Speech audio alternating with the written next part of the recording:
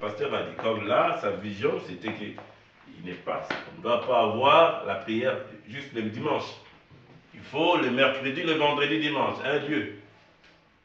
Il faut un lieu comme ça. Donc, il ne faut pas que chacun, selon ses goûts, aille prier selon ses goûts. On prie selon la vision que le Saint-Esprit a de nos pasteurs. Une église, peu importe ce que dit le diacre, je suis diacre, c'est le pasteur. Peu importe ce que dit l'administrateur, peu importe ce que dit le huissier, peu importe ce que dit le prédicateur. L'église, c'est le pasteur. Donc les gens prient selon la vision du pasteur, pas selon leur goût, pas selon les clans, selon les groupes. On est pour tel ou tel. Non. Ça, c'est du désordre.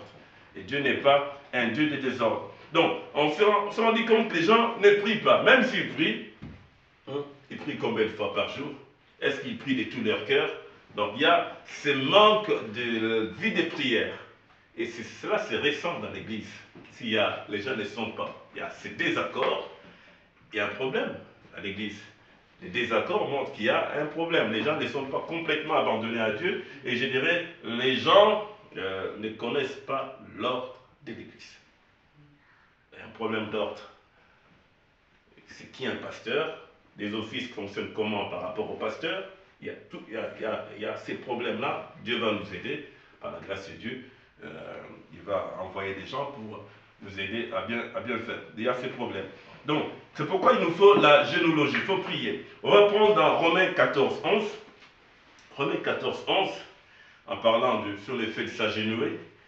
Romains 14, 11, il est écrit, car il est écrit, je suis vivant, dit le Seigneur, tout genou fléchira devant moi. Et toute langue donnera gloire à Dieu. Tout genou, si quelqu'un a des genoux, il va fléchir les genoux devant Dieu. C'est pourquoi nous fléchissons les genoux devant lui. Donc tes genoux doivent fléchir devant Dieu pour l'adorer. Devant Dieu, quand tu fléchis les genoux, tu t'humilies. C'est un signe d'humilité. Tu te montres que tu ne vaux rien. Tu ne vaux rien devant lui.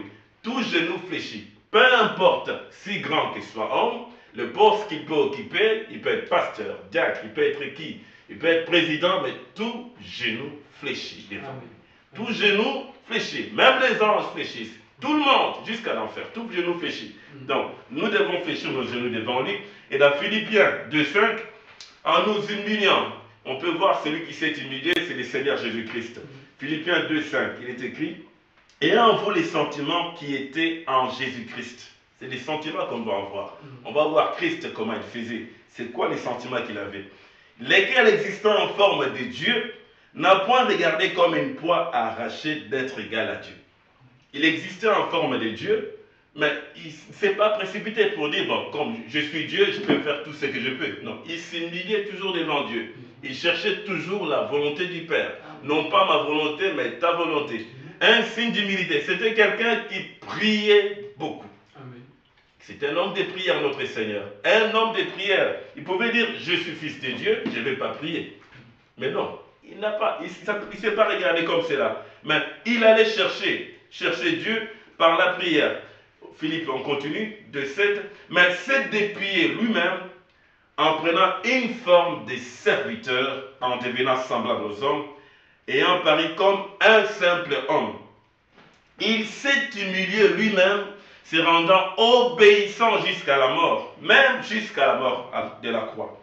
C'est pourquoi aussi Dieu l'a souverainement élevé et lui a donné le nom qui est au-dessus de tout nom. Le nom qui est au-dessus de tous les noms, c'est Jésus-Christ, notre Seigneur Jésus-Christ. Au-dessus du nom des frères Branham. C'est au-dessus du nom de tous les messagers. Tout nom qui peut exister, le nom de Jésus est au-dessus. Au-dessus de cela. Mais malgré qu'il était au-dessus, c'était quelqu'un qui était humble. Il n'était pas orgueilleux. Humble, allant toujours prier.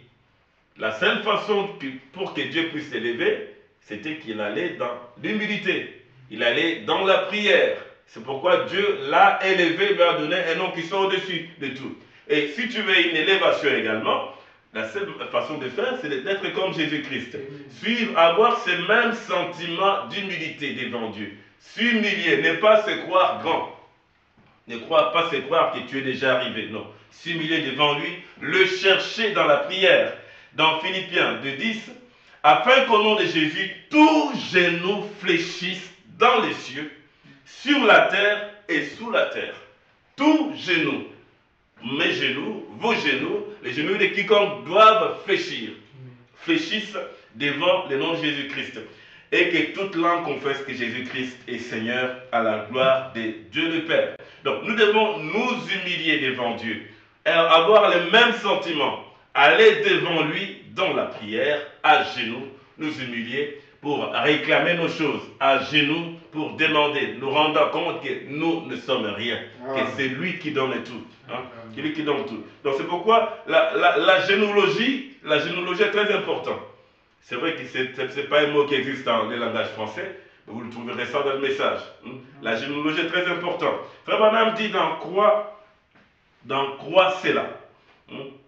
Dans Croix Cela, au paragraphe 52, Croix Cela prêché le 16 juillet 1950, paragraphe 52.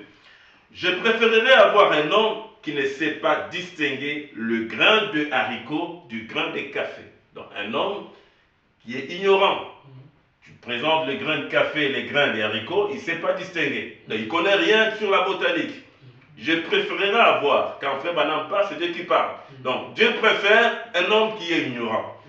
Ignorant aux choses de ce monde, mais qui connaît Dieu dans son cœur pour traiter avec les membres de ma famille. Un homme qui ne sait pas distinguer les grains de haricots et les grains de café, mais dans son cœur, il connaît Dieu. Pour traiter avec les membres de ta famille. Pour traiter avec toi-même, parce que tu es dans cette famille, une famille, avec tes frères, tes soeurs, ton père, ta mère, il faut quelqu'un qui connaît Dieu dans son cœur. Pas juste connaître la lecture de la parole, parce que des fois on connaît la lecture de la parole, on connaît les citations, on connaît la Bible, on connaît la généalogie, Adam, fils de Dieu, et après Adam, Abel, on peut connaître toutes ces généalogies, en connaître même jusqu'à Jésus-Christ, comment il est arrivé. Et remonter de là, tous les messagers arrivés à notre âge. Tu peux connaître cette généalogie, mais c'est juste la théorie. Ce qu'il faut, c'est le connaître dans son cœur, connaître Dieu. Plutôt d'avoir un homme assez, mais qui connaît Dieu dans son cœur pour traiter avec les membres de ma famille, plutôt que d'avoir un homme assez instruit pour étouffer un mulet, mais qui ne sait rien au sujet de Dieu. Donc, mieux vaut quelqu'un qui est ignorant de toutes ces choses, mais qui connaît Dieu dans son cœur, qui peut traiter. Quand tu as un problème, tu vas vers lui. Il connaît Dieu et il peut entrer en contact avec Dieu. Amen. On entre en contact avec Dieu dans la prière. Que Dieu bénisse notre frère. Le frère Branham continue. Une expérience sassafras à l'ancienne mode. C'est ce qu'il nous faut aujourd'hui. Quelqu'un qui connaît Dieu a cette expérience à l'ancienne mode. Il est expérimenté. Il est passé par une expérience. Il sait qu'est-ce qu'il a fait pour contacter Dieu. Je l'ai contacté là, j'ai prié là, telle chose s'est faite. J'ai prié là, telle chose. Donc il a découvert un peu le secret. Comment parler avec Dieu. Il connaît Dieu. Il connaît Dieu donc, par une expérience à l'ancienne mode. Et Frère Branham continue, il dit, nous n'avons pas besoin de connaître la généalogie. Adam, Abel, Noé, toutes ces choses. Ouais, tu fais la généalogie. Toutes ces choses, et tu arrives jusqu'à je sais bien. On n'a pas besoin de cela. Nous n'avons pas besoin de connaître la généalogie. Vous avez besoin d'un peu de généalogie. On a besoin, moi j'en ai besoin, toi tu en as besoin, chacun d'entre nous a besoin d'un peu de généalogie. C'est ce qu'il faut à l'homme aujourd'hui.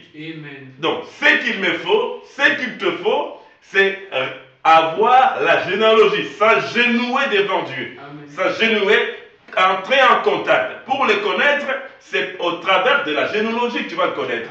En étant en genoux, en priant. C'est ce qu'il faut à l'homme aujourd'hui.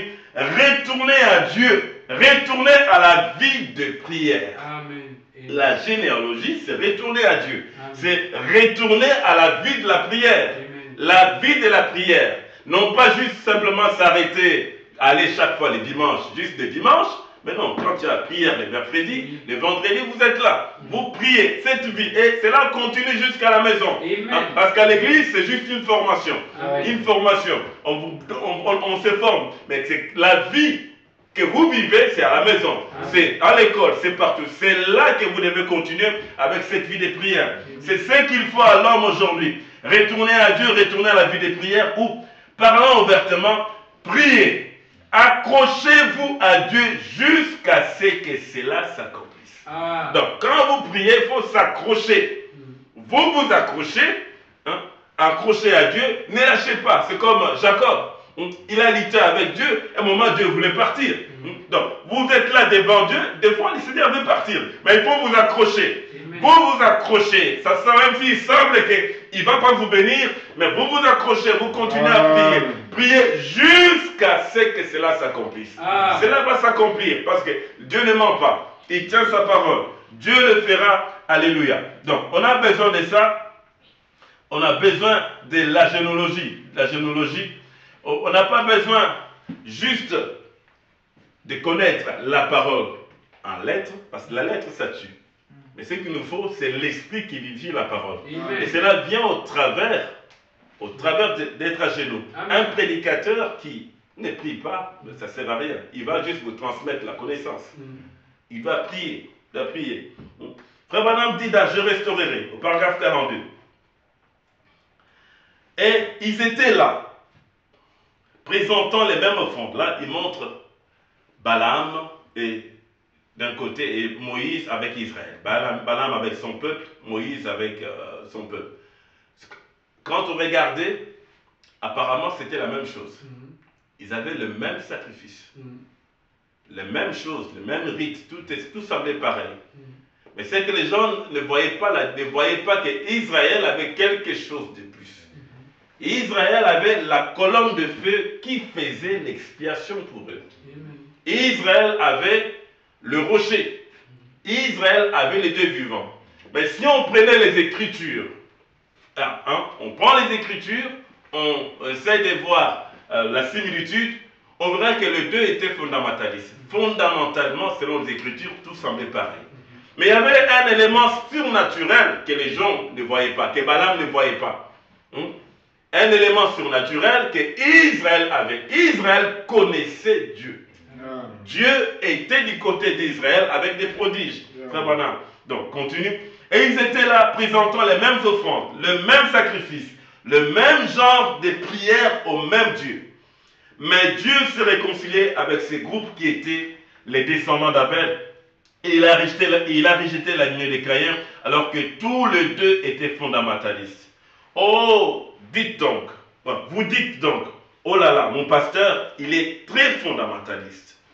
Il est tout récemment sorti du cimetière. Donc, frère Branham, il appelle cimetière les séminaires. Il est tout récemment sorti du cimetière, ou plutôt du séminaire. C'est la même chose, c'est vrai. J'ai toujours eu pitié du prédicateur sorti du séminaire. Il est exactement comme le poulet qui sort de la couveuse. Un poulet qui sort de la couveuse, c'est comme un prédicateur sorti du séminaire, sorti du cimetière. Il est exactement comme le poulet qui sort de la couveuse.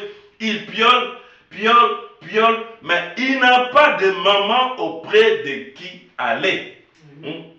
Ce poulet qui sort de la couveuse, il n'a pas de maman. Il ne connaît pas sa mère. Or, Dieu est notre mère. Il se compare à une mère poule. Il a dit, Seigneur Jésus-Christ disait, Jérusalem, Jérusalem, combien de fois j'ai voulu vous rassembler comme une poule rassemble ses poussins. Le Seigneur se compare à une mère poule. Mais subitement, on voit qu'il y a des poules qui sortent sans connaître leur mère. Mais un chrétien, un vrai chrétien, doit connaître sa mère. Amen. Dieu est sa mère. Le Seigneur est comme la mère poule pour lui. Il le connaît. Et il le connaît au travers d'une expérience. D'une expérience en ancienne mode. Il piole, mais il n'a pas de maman auprès de qui aller. Il en est presque ainsi de certaines couveuses qui fonctionnent comme cela, piolant, mais ne sachant rien au sujet de Dieu. Pas plus que nous tentons danser au sujet des cavaliers égyptiens. C'est vrai, je ne dis pas cela pour critiquer. Mes frères, nous avons besoin de la généalogie plutôt que de la théologie aujourd'hui. On a besoin de la généalogie. Frère Branham oppose la généalogie que l'on définirait comme la science qui consiste à apprendre à prier à genoux. Nous avons besoin de la genoux, cette science-là. Apprendre à prier à genoux. Il y a deux positions pour prier, c'est être debout ou à genoux. Ce n'est pas tu es assis, tu pries, non. Tu ne parles pas à un homme comme toi. Tu parles au Seigneur, au Créateur. Donc tu te mets à genoux ou tu te mets debout, tu pries. Non, nous avons besoin de cette science plutôt que de la théologie. Nous avons besoin d'un réveil du Saint-Esprit à l'ancienne mode. Envoyé de Dieu pour détruire le péché et le déraciner. Amen. Vous allez me taxer de saint exalté. Et de toutes les façons, vous ferez mieux de commencer maintenant. Frère Madame relie, connaître le besoin de la géonologie au réveil du Saint-Esprit. Le besoin, nous avons besoin d'un réveil du Saint-Esprit à l'enseignement envoyé par Dieu. Il relie cela à le besoin que nous avons de la généalogie. En étant à genoux, tu pries et ça produit un réveil du Saint-Esprit. Ce réveil du Saint-Esprit vient au travers de la généalogie. Tu lis la parole, c'est bien, tu écoutes, c'est bien, mais il te faut prier. Prier pour entrer en contact avec Dieu. Donc, Frère Branham continue au sujet de Balaam et l'autre. Écoutez mon frère, écoutez ceci. Tous les deux étaient fondamentalistes. Fondamentaliste, c'est-à-dire quand on voit les Écritures, c'est pareil. C'est quelqu'un vraiment avec des Écritures qui s'accorde avec les Écritures. Tous les deux étaient fondamentalistes. Mais Dieu a reconnu ceci et a confirmé par des miracles et des prodiges qu'il était avec eux. Amen. Tous étaient fondamentalistes, mais Dieu confirmait Moïse par des signes, des prodiges et des miracles. Il confirmait qu'il était là. Ainsi, nous aussi, nous voulons être du côté de ce que Dieu a confirmé dans cet âge. Amen. Dans cet âge, Dieu a confirmé Frère Branham. C'est là où se trouve le prodige. C'est là où se trouve le miracle. Donc, Dieu n'a pas confirmé des dénoms, mais le message a été confirmé. La même colonne de feu qui était avec Moïse est avec nous. La même colonne de feu est avec nous, et il doit confirmer sa parole. Il fait la même chose aujourd'hui. Amen. Donc, il a confirmé au temps de Moïse, il a confirmé Frère Branham, mais Dieu ne s'est pas arrêté là. Sinon, le message sera juste de l'histoire. On prend une brochure, c'est passé comment en 63, mais c'est de l'histoire. Or, ce Dieu-là n'est pas resté en 63. Amen. Il doit faire la même chose qu'il a fait avec les prophètes avec nous, parce que nous prenons le même message. Amen. Donc, si nous faisons les choses de la même manière, nous aurons le même Dieu. Amen. Le même Dieu avec nous. Il fait la même chose aujourd'hui, c'est vrai. Fondamentaliste, il l'était assurément. Soyez aux prises avec eux et voyez s'ils étaient fondamentalistes ou pas. Certainement. Ils savaient de quoi ils parlaient. Mais Dieu confirmait ces groupes-ci. Donc, Dieu confirmait ces groupes. Nous sommes du bon côté. Du côté où Dieu confirme. Donc, il nous faut maintenant entrer en contact avec ce Dieu-là qui confirme la parole. Entrer en contact au travers de la généalogie, en priant. Et celui-ci était en quelque sorte un groupe. Donc, ce groupe que Dieu confirmait, le groupe de Moïse, quand Balaam regardait, on pouvait voir n'importe quel péché.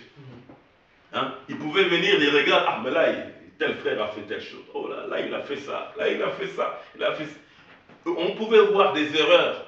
On démontrait même par les Écritures, mais tel qu'il a fait, l'Écriture dit ici, c'est pas ça. Mais malgré toutes ces choses, Dieu était avec eux. Amen. Dieu avait placé une expiation pour eux. Amen. Vous pouvez avoir des hauts et des bas, des erreurs, rétrogradées. Malgré tout cela, il y a une expiation pour vos péchés. Amen. Une expiation pour vos péchés. On va continuer. Mais Dieu confirmait ce groupe-ci. Et celui-ci était en quelque sorte un groupe bas. Comme on aimait les taxer à cause des mauvais actes qu'ils avaient posés. Ils avaient posé des mauvais actes d'Israël. Balaam voyait ça. Amen. Il voyait toutes ces choses. Mais Dieu n'était pas de son côté. C'est la même chose que les fondamentalistes essaient d'imputer au Saint exalté aujourd'hui. Mais cette même chose que Balaam avait manqué de voir, c'est la même chose que ces docteurs manquent de voir aujourd'hui. Ils avaient manqué de voir ce rocher frapper. il manque de voir cette colonne de feu, c'est vrai, qui fait l'expiation pour eux et qui confirme par des signes, des prodiges et des miracles. Il manque de voir le rocher, les gens manquent de voir la colonne de feu qui fait l'expiation. C'est cette colonne de feu qui est sur les prophètes, c'est ça qui fait l'expiation pour toi, qui fait l'expiation pour moi, qui fait l'expiation pour tout. Donc, tes hauts et bas, tes erreurs et tout, il y a une expiation. Nous avons la colonne de feu, nous sommes du bon côté. L'expiation est là. Si peut-être tu te dis, j'ai fait telle chose et tu as perdu la foi, relève-toi. Il y a une expiation. Relève-toi, demande pardon à Dieu. Relève-toi, il y a une expiation. Dieu entend, il va entendre tes prières. Il a pourvu de cela pour pardonner tes iniquités. Les iniquités, c'est-à-dire les péchés volontaires que tu as fait. Il y a une expiation pour cela. Qui fait l'expiation pour eux et qui les confirme par des signes, des prodiges et des miracles. Pas juste l'expiation. Il y a la confirmation, il y a des prodiges qui doivent se faire parmi nous. Il y a des miracles pour montrer que Dieu est avec nous. Mais il faut entrer en contact avec lui dans la prière. Alléluia. Aujourd'hui, il manque de voir cette puissance de résurrection de Jésus-Christ. Et peut-être que beaucoup parmi nous repoussent les choses au temps du prophète. Alors que la même puissance de résurrection est là avec nous. Beaucoup sont devenus nostalgiques. Beaucoup lisent des messages comme de l'histoire. Mais la même puissance est avec nous. La puissance de Dieu. Il pointe toujours du doigt le prédicateur pentecôtiste qui s'est enfui avec la femme d'autrui. Et ils ont fait la même chose dans leur milieu. Ils ont fait la même chose dans leur milieu. Seulement, ils sont assez politiciens pour garder cela caché. Nous avons la même puissance, ayant la même puissance, ayant l'expiation. Qu'est-ce qui peut t'empêcher? Il n'y a rien qui peut t'empêcher pour venir devant Dieu. S'il y a une erreur, réponds-toi. Et va, prie. Et puis ne regarde pas au péché. Parce que le sang de Jésus-Christ prend le péché et le ramène à son origine. Son origine, c'est le diable. Ça ramène cela. Une fois confessé, c'est fini. Tu es saint devant Dieu. Donc tu peux communier avec Dieu. Ne reste pas dans l'histoire. Beaucoup restent dans l'histoire. Frère Branham, dans l'ange du Seigneur, au paragraphe 9, la prédication de l'ange du Seigneur, le 18, 7, 51, paragraphe 9, eh bien, son ministère continue. Beaucoup de gens enseignent la Bible comme une histoire.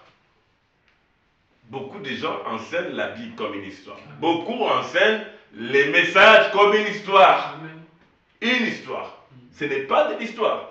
Beaucoup de gens enseignent la Bible comme une histoire. Ce qui est très bien. Nous avons appris par nos séminaires et nos écoles, c'est bien. Mes frères, c'est juste ce qui a existé. Tu peux prendre la Bible, tu lis, c'est ce qui a existé. Ce qu'il nous faut, c'est ce qui est maintenant. J'ai aimé ce que frère Nazaire a dit l'autre fois. Nous avons besoin de Jésus de 1954. Amen. 1933, c'est bien, mais aujourd'hui, le Jésus de 54, c'est celui qu'on veut. Le Jésus qui est présent. Amen.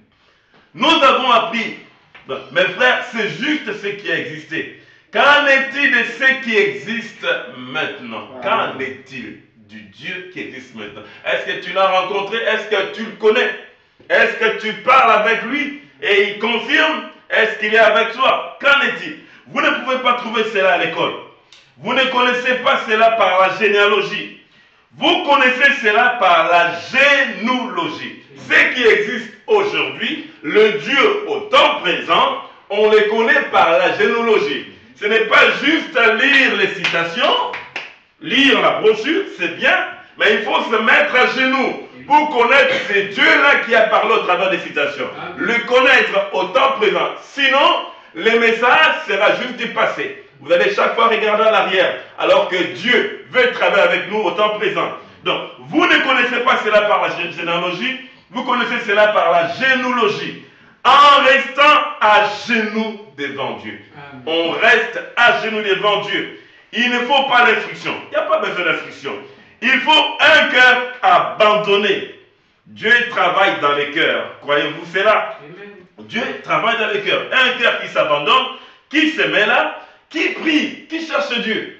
Tu pries, tu parles avec Dieu, tu communiques, tu connais ta mère, comme cette poule, une vraie poule qui est bien pondue, connaît sa mère. Tu n'es pas une poule qui est sortie d'une couveuse. Donc tu connais bien Dieu, Jésus-Christ, qui peut te rassembler sous ses ailes. Tu le connais bien.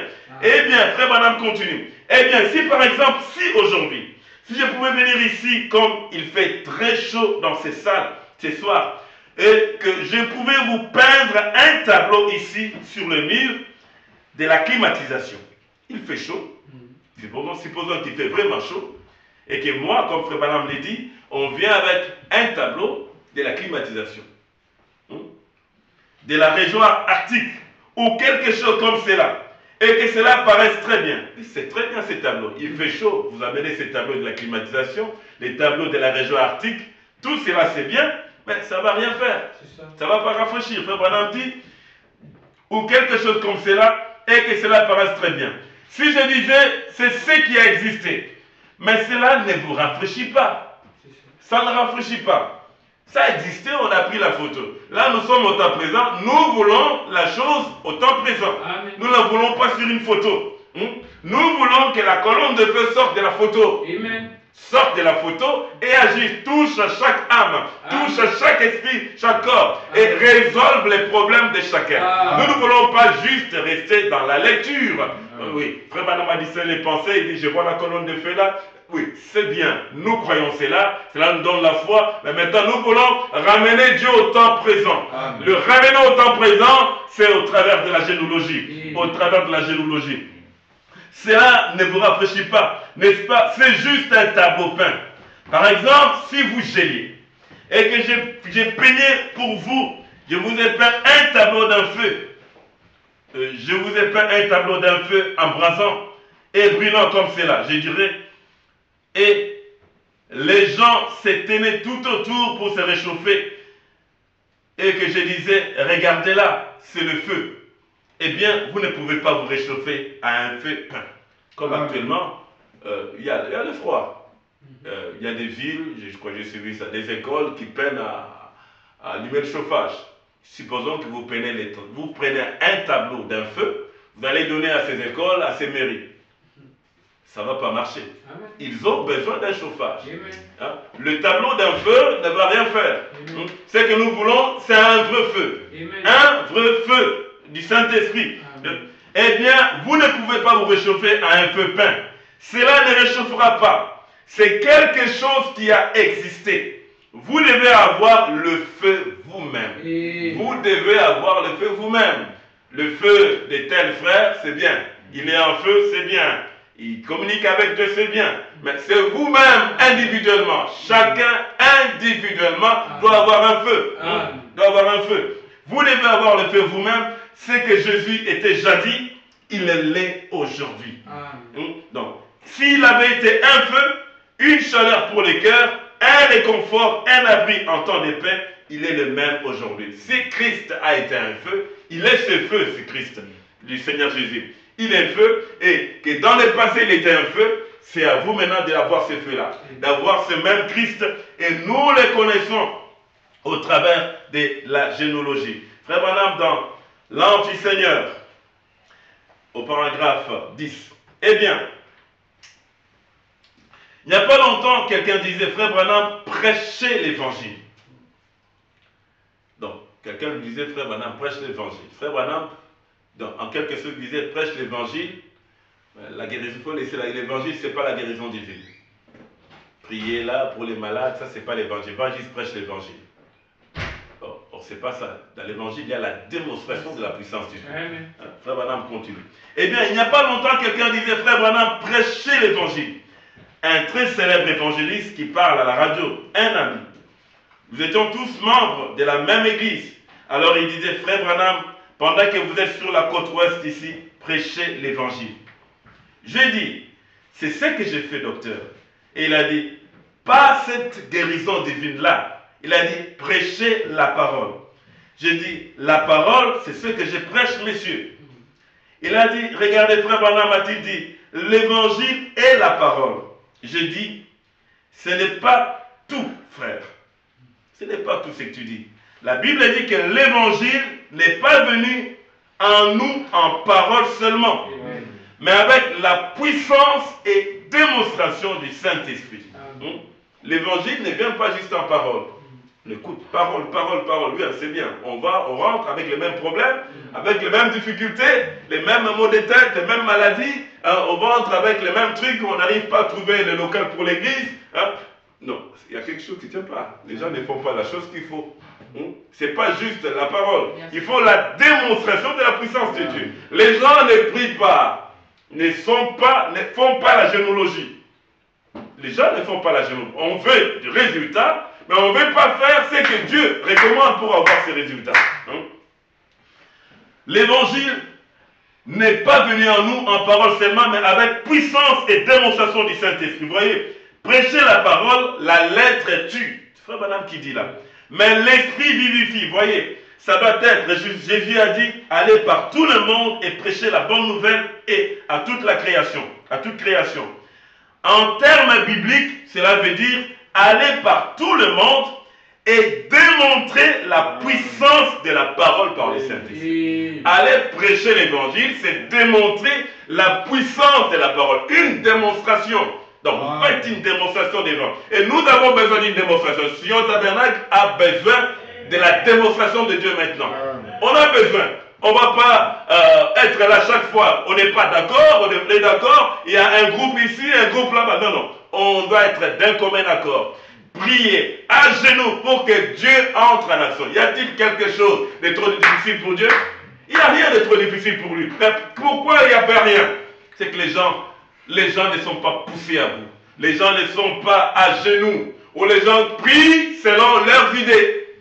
Ils ne suivent pas la direction du Saint-Esprit. Dans une église, le Saint-Esprit parle au pasteur. C'est là où ça bloque.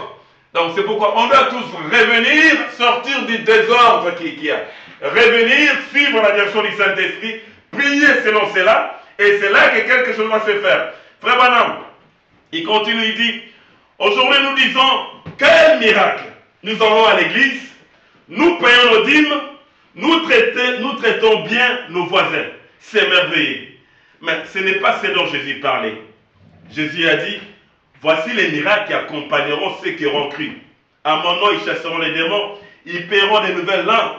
S'ils saisissaient les serpents ou boivent quelque chose de mortel, ils imposeront les mots aux malades. Donc, frère Branham, donc, les gens aujourd'hui s'arrêtent juste à aller à l'église, à payer les dîmes. On passe l'offrande, puis on rentre. Mais il faut plus que ça. Il faut plus que ça. Et il continue, il dit, notre ministère a changé cela. Et on a dit, oh, voilà un vrai croyant. Donc, vous pouvez relire ça, c'est dans l'Ange du Seigneur au paragraphe 11. Notre ministère a changé cela. Et on a dit, voilà, oh, voilà un vrai croyant. Je vous assure, il aime le Seigneur. Il fréquente l'église chaque dimanche. Chaque dimanche, ils sont là. Les mercredis, ils ne sont pas là. Les vendredis, ils ne sont pas là.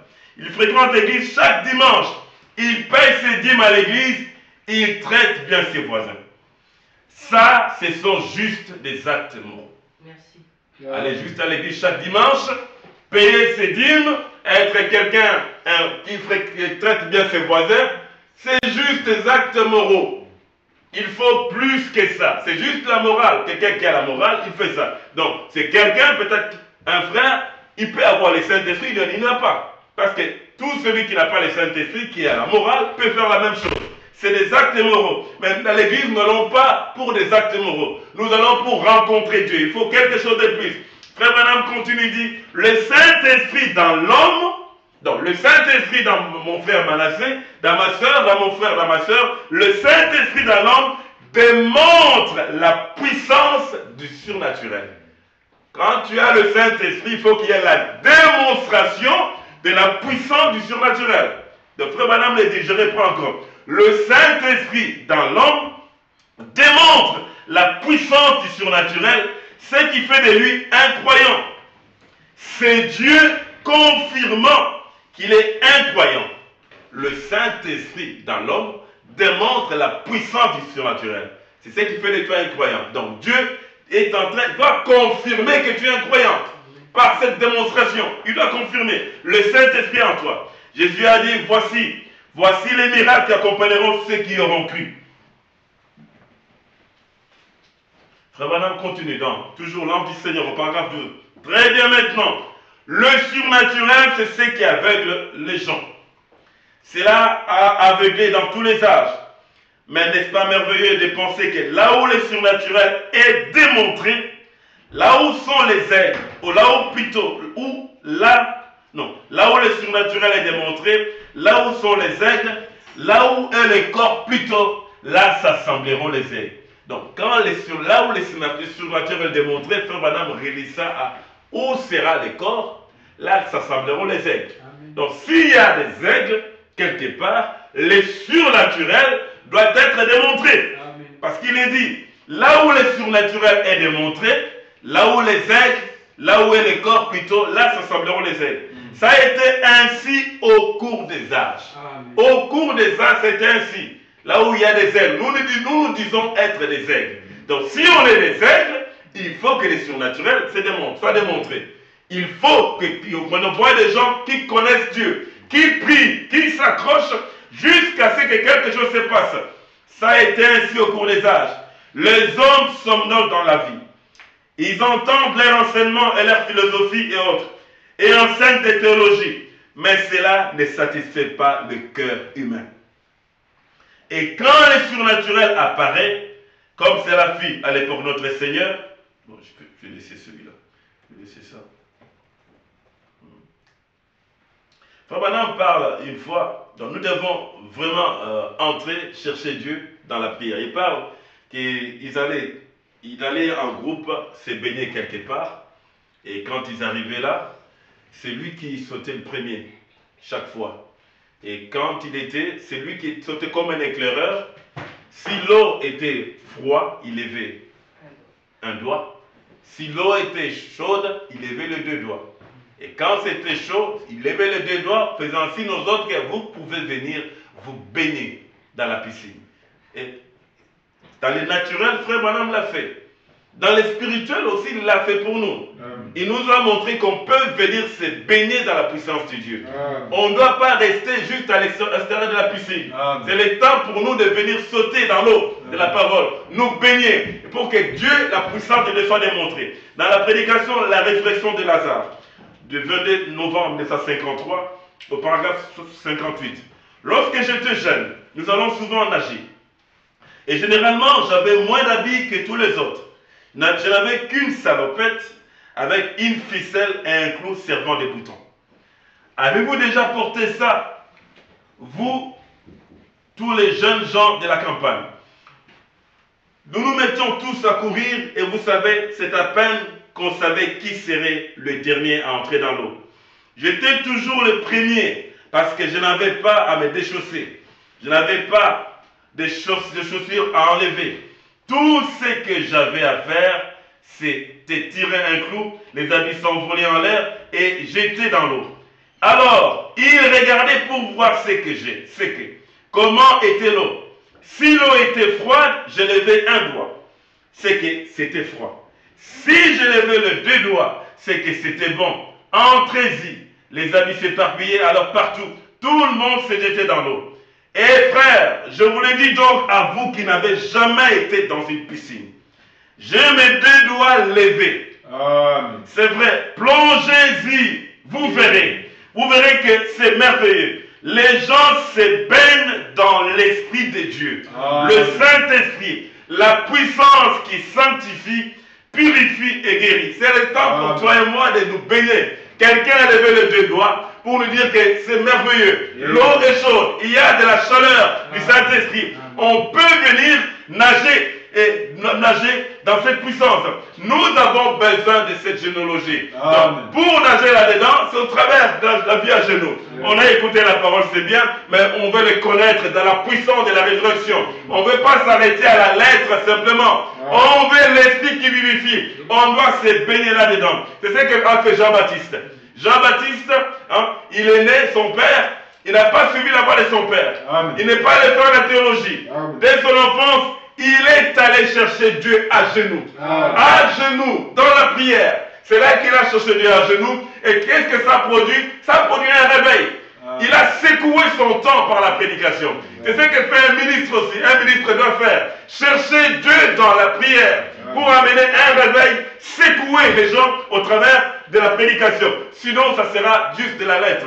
Frère Branham, dans la résurrection de Lazare, du 22 novembre 53, au paragraphe 59, remarquez, oh, je peux me souvenir des gens. Lorsqu'il est né, quel genre d'enfant il a dû être? Il n'est pas allé au séminaire, mais il est allé dans le bois, en plein air, et il est resté avec Dieu. Au lieu d'étudier la généalogie, il est allé sur ses genoux et il a appris la généalogie. Il a appris la généalogie. Il savait de quoi il parlait.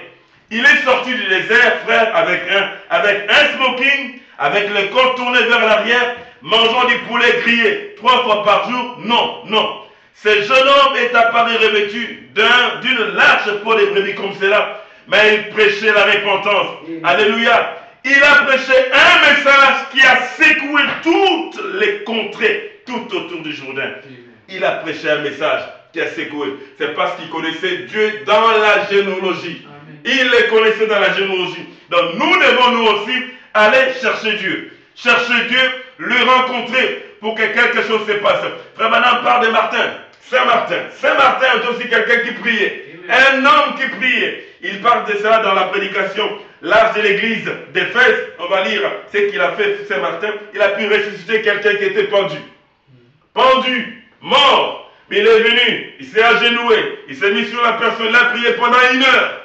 Priant, et à la fin, la personne s'est relevée. La puissance de la prière. Peut-être nous ne nous rendons pas compte, on en parle comme ça, mais il y a une puissance quand tu t'agenouilles, tu pries. Il y a une puissance. Frère Madame dit dans l'art de l'église d'Éphèse, donc les Saints 12, 60, au paragraphe 54. Et l'ange de la lumière de Pergame fut le grand Saint-Martin. Je ne crois pas qu'il y ait jamais eu sur la terre un homme plus grand que Saint-Martin, en dehors de Jésus-Christ. La puissance des assassins vint pour lui couper la tête. Il croyait aux signes et aux miracles et à la bénédiction des Pentecôtes. Et quand il est allé ils allaient l'assassiner, il ôta son manteau et leur tendit le cou. Et lorsque le meurtrier tira l'épée pour lui trancher la tête, la puissance de Dieu le frappa et le projeta loin de lui. Et il se traîna à genoux pour demander. Amen. Il était un ange de cette église. Au paragraphe 55. Autre chose, observez comment l'un de ses frères avait été pendu. Il prit la route pour essayer de les retrouver et découvrir ce qui s'était passé. Et lorsqu'il arriva là, on l'avait déjà pendu. Il était étendu de tout son long, mort. Les yeux lui sortaient de la tête. Il alla à lui, tomba sur ses genoux et s'étendit sur lui pendant 1 heure, priant Dieu. Et la puissance de Dieu descendit sur l'homme et il se releva. Prit la main et partit donc avec lui. La puissance de la prière, cela a fait que Dieu entre en action. Il s'est mis, la personne était morte. Les yeux lui sortaient. Il n'y avait plus rien. Pendu, mort. Plus rien pour les hommes. L'homme naturel, on dira, c'est fini. On ne peut rien. On ne peut rien. Mais il sait que Dieu entre et répond à la prière, c'est Martin.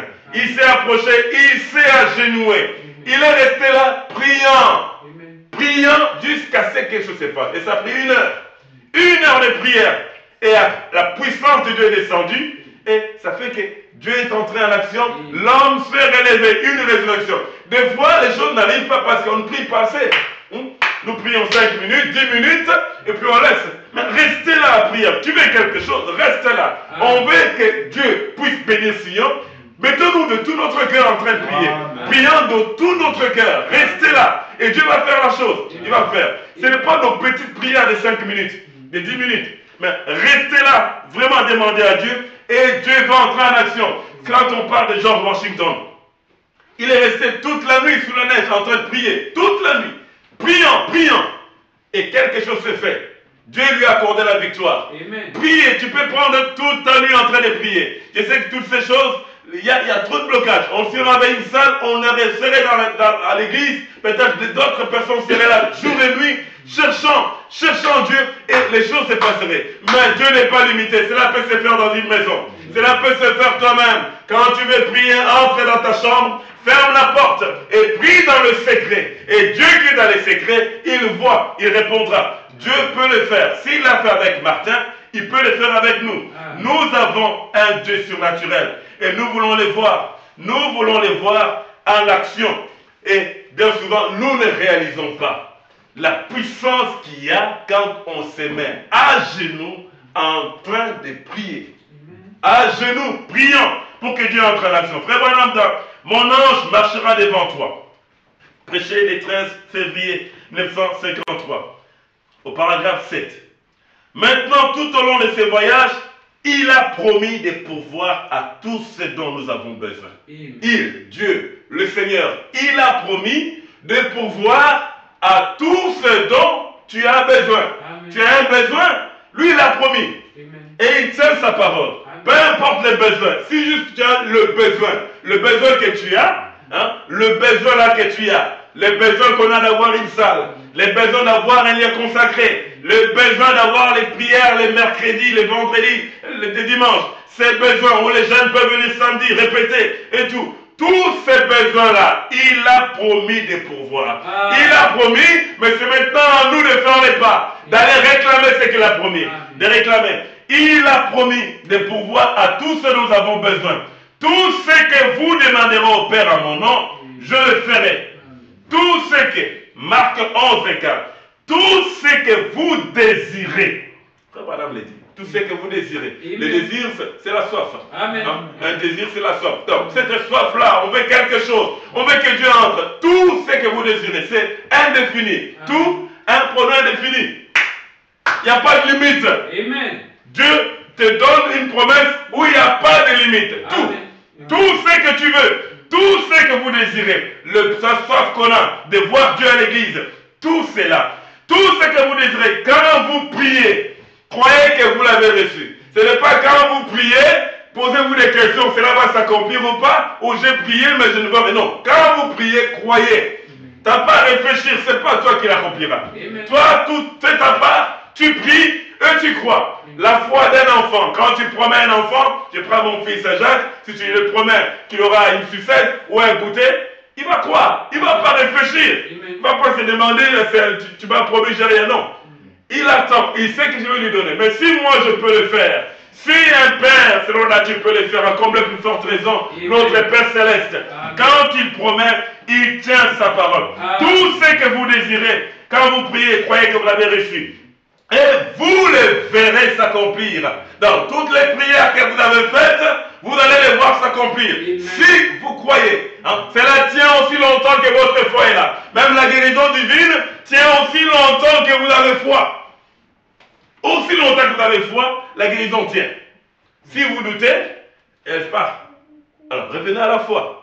Si vous croyez, vous le verrez s'accomplir. Et on est là pour prier, on est là pour croire la parole, pour avoir la foi. Non pas pour promouvoir l'incrédulité, mais pour chasser les œuvres, détruire les œuvres des ténèbres, chasser toute l'incrédulité. Le problème aussi c'est là, les gens ne croient pas. Les gens doutent.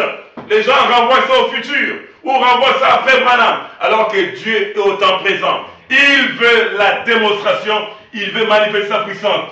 Croyez que vous l'avez reçu et vous le verrez s'accomplir. Or, le Branham continue, dit, or, il nous a donné l'arme la plus puissante au monde. On a l'arme la plus puissante. Hein? L'arme la plus puissante, ce n'est pas la bombe atomique des Russie ou des États-Unis ou de la France. L'arme la plus puissante au monde, donc nous sommes au monde, ici, là où nous sommes, l'arme la plus puissante, il nous a donné, c'est la prière. Or, il nous a donné l'arme la plus puissante au monde, et c'est la prière. C'est la prière qui change les choses. Oui, ça coince. On ne voit pas, comme s'il n'y a pas d'issue. Il n'y a pas d'issue, on ne prie que les dimanches. Non, mais c'est la prière qui change. On peut changer les choses dans la prière. On peut tout changer. Juste un homme peut changer les choses. Un homme. Et combien si tout le monde prie, il y aura des grands changements. La prière qui change les choses. Frère Branham continue. Le chrétien, non, toi, moi, chacun d'entre nous, le chrétien ne réalise pas quelle puissance il possède lorsqu'il se met à genoux devant le Dieu Tout-Puissant au nom du Seigneur, au nom de Jésus-Christ. Le chrétien, moi, toi, chacun d'entre nous, on ne réalise pas quelle puissance nous possédons lorsqu'on se met à genoux. Tu as un problème?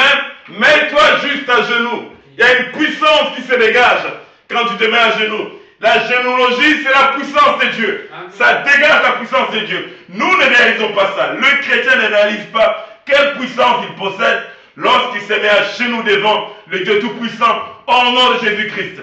Il ne réalise pas quelle puissance cela représente. Alors nous voulons maintenant que chacun réalise sa position.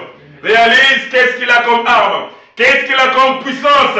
C'est le temps de réaliser. Si seulement les gens peuvent réaliser qu'avec ce qui leur est donné, tout ce que vous demandez vous sera accordé. Si vous pouvez vous emparer de la foi pour croire la chose, car la parole de Dieu est la vérité. S'emparer de la foi, croire, tu pries, tu crois. Tu crois comme un enfant, tu laisses te faire, tu le verras s'accomplir. On prie, on croit, et nous verrons des grands changements. Peu importe si tu as des difficultés, tu as des épreuves, tu as des troubles, tu as des moqueries, entre juste dans la chambre, prie, à genoux. Et tu verras Dieu transformer le cœur de cette personne qui te cause des troubles. Tu verras Dieu opérer des miracles. Tu resteras, les gens ne vont pas comprendre, mais maintenant tu sauras, ah oui, ça c'est la réponse à ma prière. C'est bon, j'avais prié et Dieu a répondu. Mais il faut le faire. Il ne faut pas juste écouter, il faut le faire, prier de tout son cœur, être à genoux. Nous avons besoin de cela dans nos cœurs. On va continuer. Oui, Frère Branham dit. Donc, Jésus-Christ est le même hier, aujourd'hui et éternellement. Eh bien, au paragraphe 45, Jésus-Christ est le même hier, aujourd'hui et éternellement, prêché le 16 janvier 55 soir. Eh bien, les Écritures, je crois, un passage déclare que les démons tremblent quand le plus faible des saints se met à genoux. Amen. Le plus faible. Le plus faible. Donc, ce n'est pas celui-là qui on pense celui-là qui est très spirituel. Non, celui-là qui est le plus faible. Si le plus faible est de mon tremble, qu'en est-il de celui qui est spirituel? Quelqu'un qui est consacré, qui s'abandonne. Ça sera plus que ça. Donc, quand le plus faible des croyants se met à genoux, oui, tu te sens faible, tu te sens abattu, tu sens que oui, tu n'arrives pas. Oui, agenouille-toi simplement. Quand tu t'agenouilles, les démons tremblent. Ils tremblent. Ils tremblent. Quand le plus déclare que les démons tremblent quand le plus faible des saints se met à genoux. Quelle puissance et quel privilège ont été donnés à l'Église du Dieu vivant. Quand vous vous agenouillez dans la prière, même les démons tremblent devant le plus faible parmi eux. Pensez-y. Tu fais l'alphabet. Non, j'ai fait l'alphabet. Mon père et ma mère m'ont pas appris à prier. Ce que je sais, donc je connais que l'alphabet, je suis en train de réciter l'alphabet, et Dieu qui voit mon cœur va réunir toutes les lettres de l'alphabet et me donner selon mon besoin. Donc Dieu voit, c'est la prière du cœur.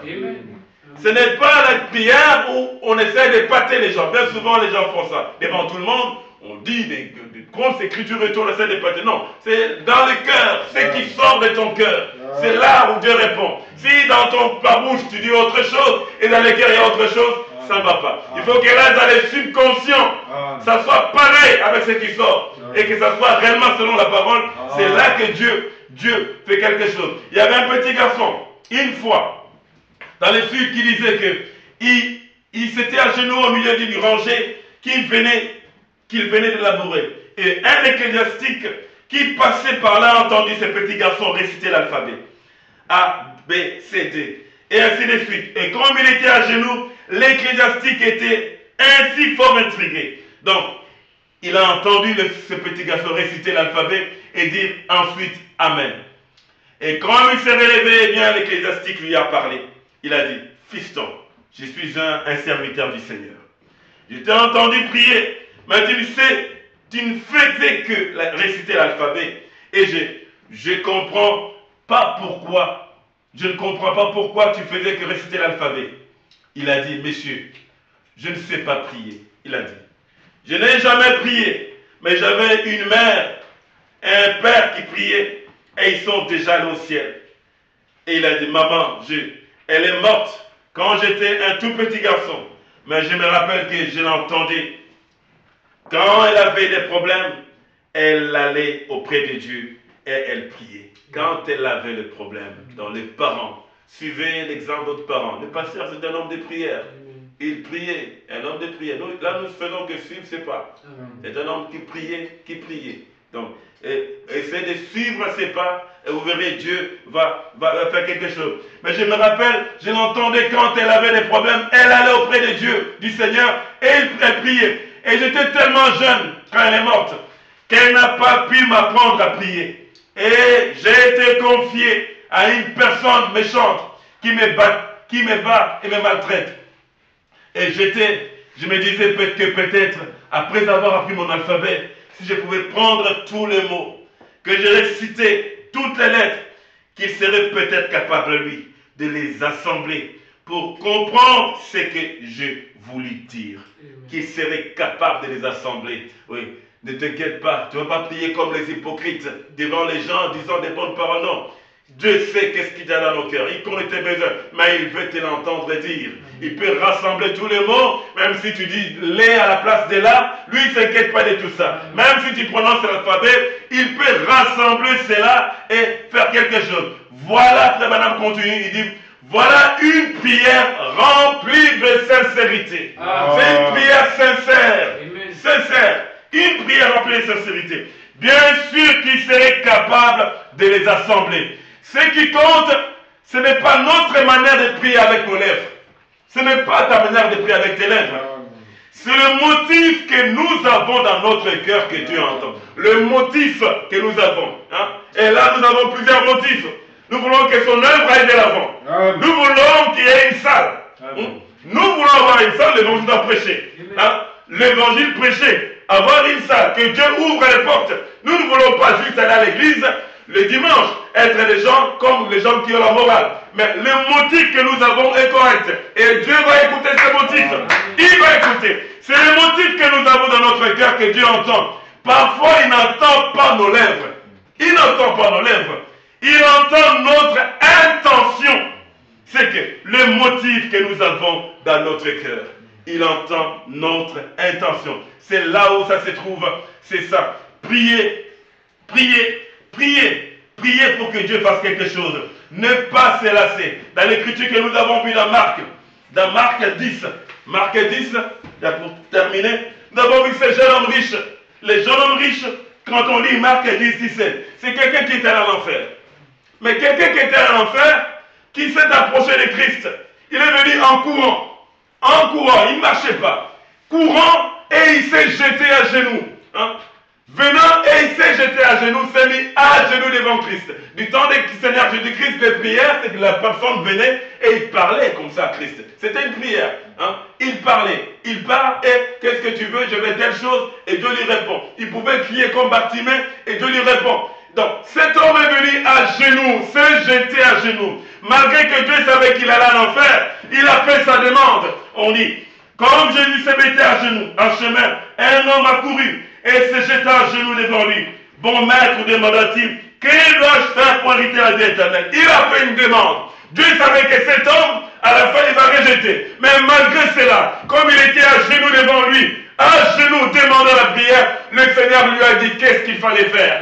Qu'est-ce qu'il fallait faire? Respecte les commandements. Qu'est-ce qu'il faut faire? Qu'est-ce qu'il faut faire? Vends tout ce que tu as dans les pauvres. Mais la prière a été exaucée. La prière a été exaucée, mais cette personne, au lieu de suivre la réponse à sa prière, il n'a pas suivi. Des fois, Dieu exauce ses prières. Il exauce cela d'une façon ou d'une autre. Et nous, qu'est-ce que nous faisons? Nous nous détournons. Alors que nous avons demandé quelque chose, et nous nous détournons, nous prenons une autre voie. Alors que Dieu a déjà répondu à la prière. Et je crois que les preuves que nous avons, comme le disaient les pasteurs, alors non, la réponse se trouve dans l'épreuve.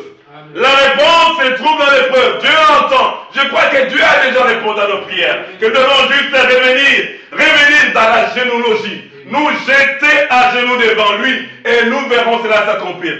S'il l'a fait pour un homme qui ira à l'enfer, qu'en est-il pour toi qui vit maintenant même dans le céleste en Christ, assis dans sa présence, toi qui as la vie éternelle, il peut faire au-delà de ça. On va se lever et s'élever. Ceux qui veulent être à genoux, se mettre à genoux, prier, nous devons faire trembler l'enfer. Quand on se met à genoux, il y a une puissance qui se dégage.